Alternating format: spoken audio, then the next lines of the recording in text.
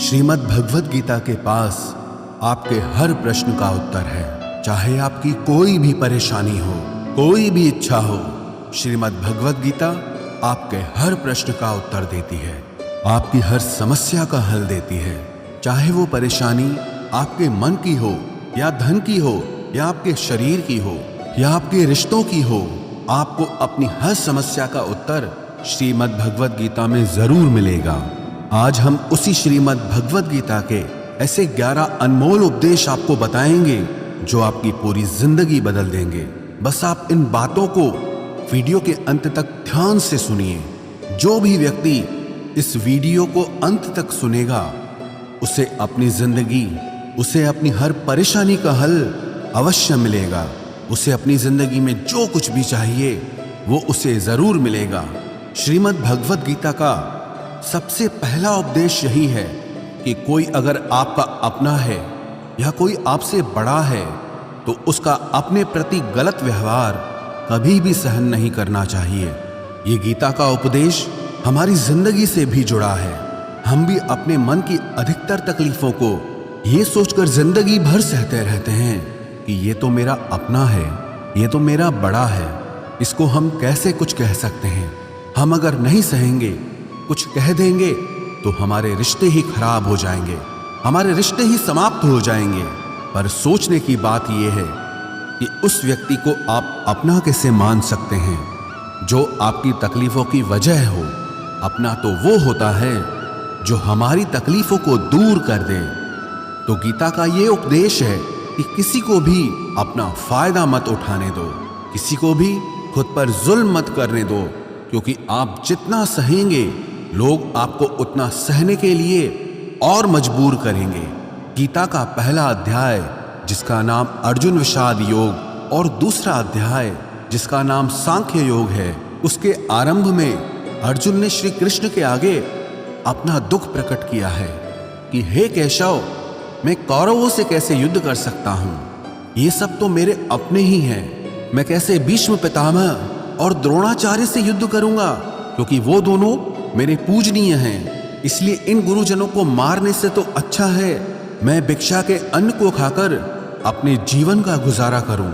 और जिन कौरवों से मैं युद्ध करने जा रहा हूं वो सब धृतराष्ट्र के पुत्र मेरे भाई ही हैं, मेरे अपने ही हैं। इन सबको मारने से अच्छा है कि मैं सन्यासी बन जाऊं।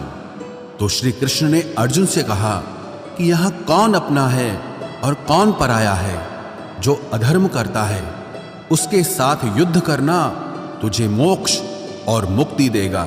तू अपने इस मन के मोह को त्याग दे, नहीं तो सारा जग तेरी निंदा ही करेगा, तुझे डरपोक कहेगा। बात अपने पराये की नहीं है, बात धर्म और अधर्म की है, बात सही और गलत की है। अगर तू गलत को सहेगा, उसका अंत नहीं करेगा, तो गलत करने वाले को और बल मिलेगा, वो और भी गलत करेगा। इसीलिए मन के मोह को त्याग करके तू युद्ध कर। महाभारत की एक और कहानी भी है।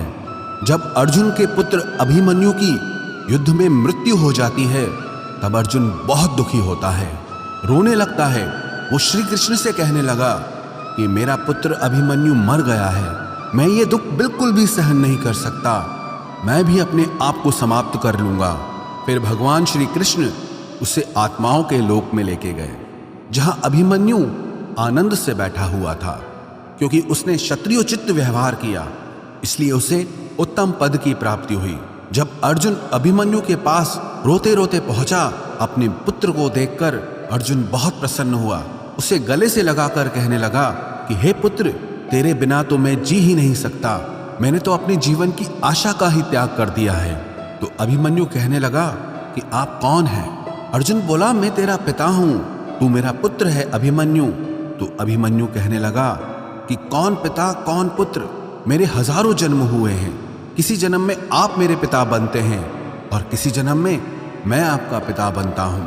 आत्मा का न कोई माता होता है न कोई पिता होता है। जब अर्जुन ने देखा कि मेरा पुत्र मुझे पहचान भी नहीं रहा तो उसका सारा मोह खत्म हो गया। इसलिए गीता के इस उपदेश को ठीक से समझ लो कि यहां कोई अपना पराया नहीं है।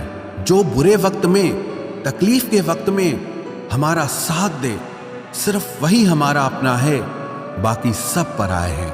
गीता का दूसरा उपदेश यह है कि जो चला गया है कभी उसका दुख मत करो, और जो आने वाला है उसकी बिल्कुल भी चिंता मत करो।